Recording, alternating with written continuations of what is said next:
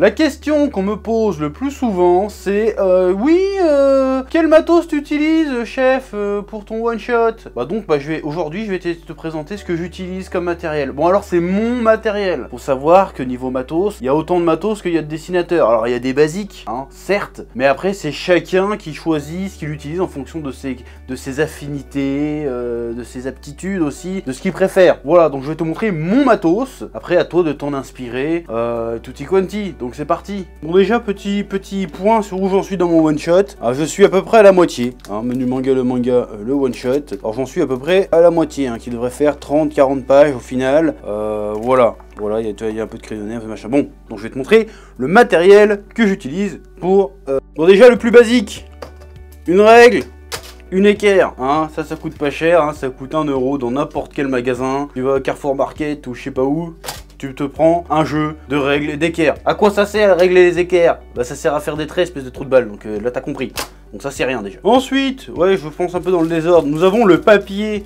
Alors le papier, c'est pas mal ce papier là, parce qu'il y a des mesures sur les bords, des mesures bleutées qui n'apparaîtront pas à l'impression, qui est plutôt cool. Ça c'est le déletteur, c'est le comic book paper, c'est le truc qu'utilisent les mangaka. Alors il y a plusieurs formats, moi je me suis mis au format B4, parce que c'est le format un peu classique.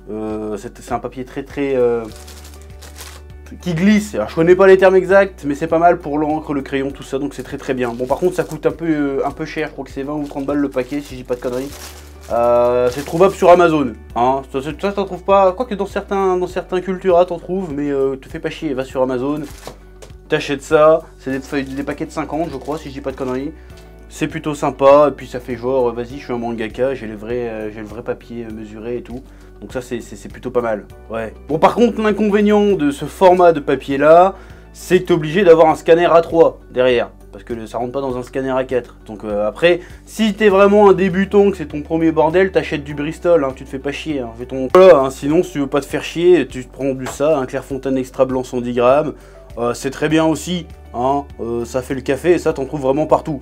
Après il y a aussi du déletteur A4. Donc tu peux aussi acheter du A4. Mais bon, ça coûte un peu cher pour du A4. Donc autant prendre ça et puis tu fais tes mesures toi-même autour, tu te prends pas la tête. Hein, c'est moins cher en plus, donc c'est bien. Ensuite, nous avons la phase crayonnée. Et pour le crayonné, qu'est-ce qu'on va utiliser? On va utiliser des crayons. Bon, c'est pas tout à fait des crayons, on va utiliser des porte-mines, des critériums, comme j'aime bien appeler ça aussi. Il y a plusieurs gammes de critériums. Moi, j'aime bien les Staedtler, je trouve qu'ils sont stylés. J'aime bien les Staedtler parce que je trouve qu'ils sont stylés. Très ergonomiques, très légers. Tu peux faire des petits tricks avec. Bon, là, je suis pas très bon avec, mais on s'en fout. Alors, t'as aussi le critérium Eco Plus. Bon, ça, tu peux t'en servir pour faire tes...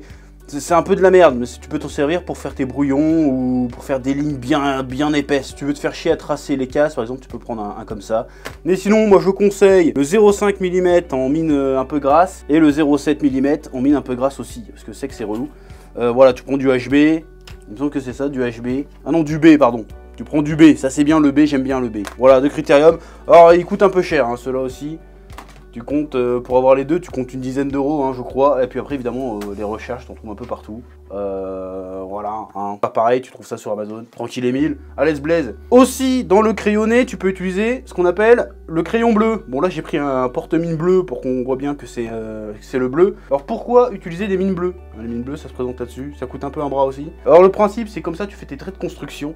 Hein, comme tu peux le voir normalement là-dessus, tu vois des petits traits bleus. Tu fais tes 13 constructions, après tu fais ton crayonné par-dessus, et après tu peux directement ancrer, et puis ça te permet, en fait, quand tu scannes, eh ben, tu vois pas les traits de construction. Donc ça te permet d'avoir un crayonné un peu plus propre, un peu plus stylé. Même niveau ancrage, c'est plutôt sympathique. Ça fait moins de travail de nettoyage de la planche après. Moi j'aime beaucoup le crayon bleu, voilà.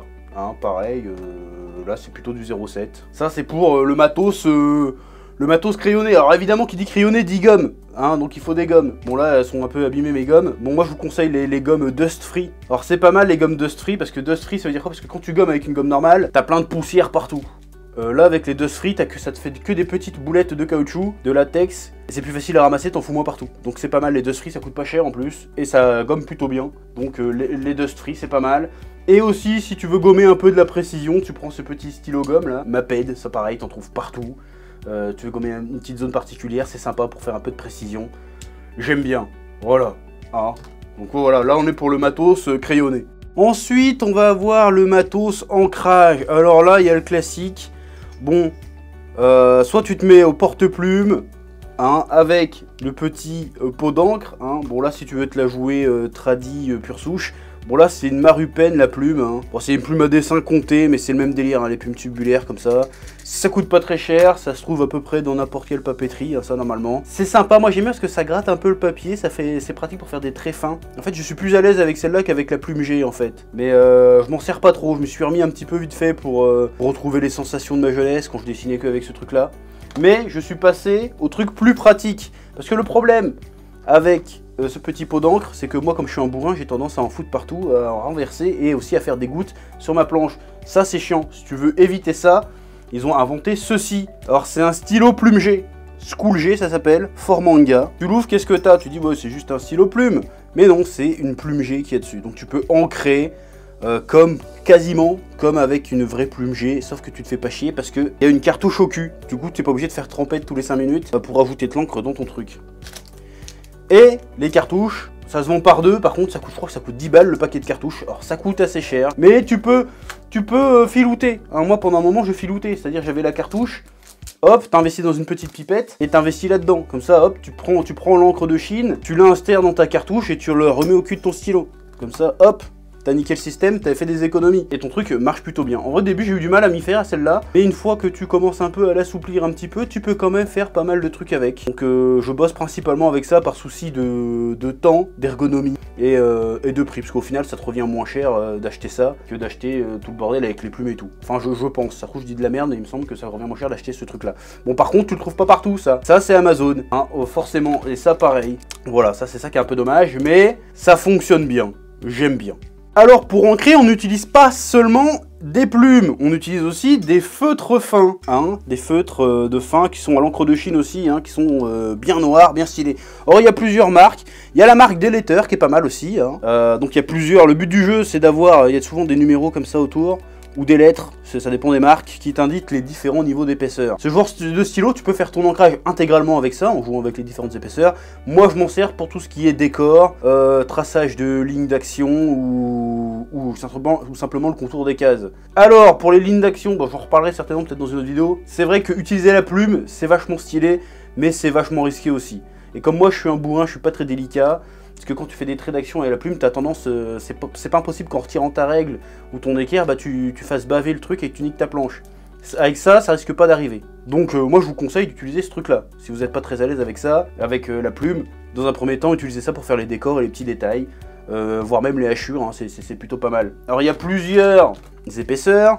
Par exemple là j'ai le B de Faber-Castell, si je dis pas de conneries, ouais, c'est ça. Bon là c'est un feutre avec une pointe pinceau. Bon avec ça tu fais les noirs, tu fais les aplats de noir avec ça. C'est plutôt pas mal. Et bon ça c'est des vieux que j'utilise plus trop. J'en ai acheté d'autres récemment. C'est la marque STA Pimang Liner. Là pareil il y a plein de trucs, il y a un brush, il y a plein de trucs comme ça. Alors après la meilleure marque il paraît que c'est les Microns. Mais j'ai jamais essayé les Microns. Donc là quand ceux-là seront morts je pense que j'essaierai les Microns. Parce que c'est plutôt sympa. Ça pareil ça coûte une dizaine d'euros il me semble. J'utilise aussi des feutres pinceaux un peu plus stylés.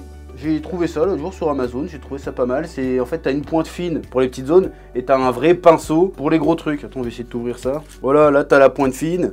Hein, normalement tu vois à peu près. Et de l'autre côté, t'as un gros pinceau pour faire vraiment les grosses zones. Ou des fois on crée certains trucs, genre par exemple les tentacules du monstre, je l'ai fait avec ça, parce que ça fait un petit côté changement d'épaisseur qui donne un peu de dynamisme. Ça je trouve ça plutôt pratique. Voilà, hein, voilà, ça c'est un peu mon setup ancrage crayonné, donc ça fait pas mal de matos quand même. Alors ensuite, oui tu te dis mais si je forme mon ancrage, comment je puis rattraper mes conneries? Bah tu peux rattraper tes conneries avec un petit Posca, voilà, c'est des stylos à peinture en gros les Posca. Pareil, ça coûte un peu un bras, tu les secoues, c'est un genre de blanco, mais c'est pas un blanco, hein, si tu veux, c'est pas du Tipex. Et après tu peux repasser par-dessus les traits pour gommer, ça marche plutôt bien, bon faut laisser sécher vite fait, et après tu retraces par-dessus. Voilà, moi je m'en sers aussi pour faire des effets de texture, ou pour détacher un personnage du fond, ou un élément du fond. Ça marche toujours de repasser un peu au trait blanc, ça fait un petit effet sympa, ça fait un peu de relief, donc moi j'aime bien les Posca, c'est sympa, voilà. Par contre ça coûte cher aussi ça, donc... Voilà. Pour ranger tout ce bordel, j'utilise une trousse Avenger Assemble que j'ai acheté 90 centimes chez Action. Voilà, je regrette pas mon achat, je trouve ça extrêmement stylé.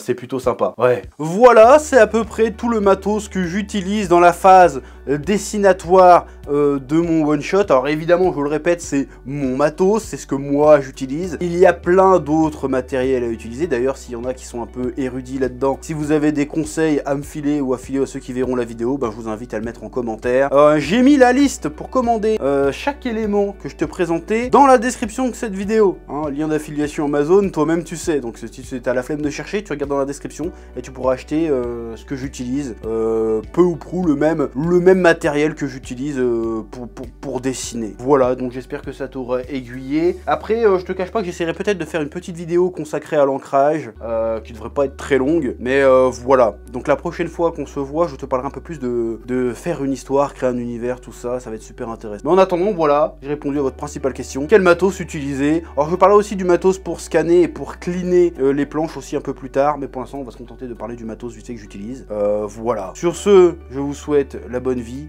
bonne chance dans votre manga, et à bientôt pour de nouvelles aventures passionnantes. Allez.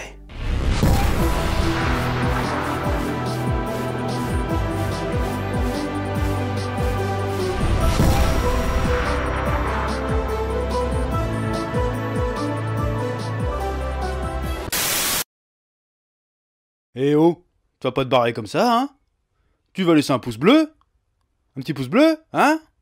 Puis tu regardes aussi les autres vidéos? Parce que voilà, tu t'abonnes? Ouais?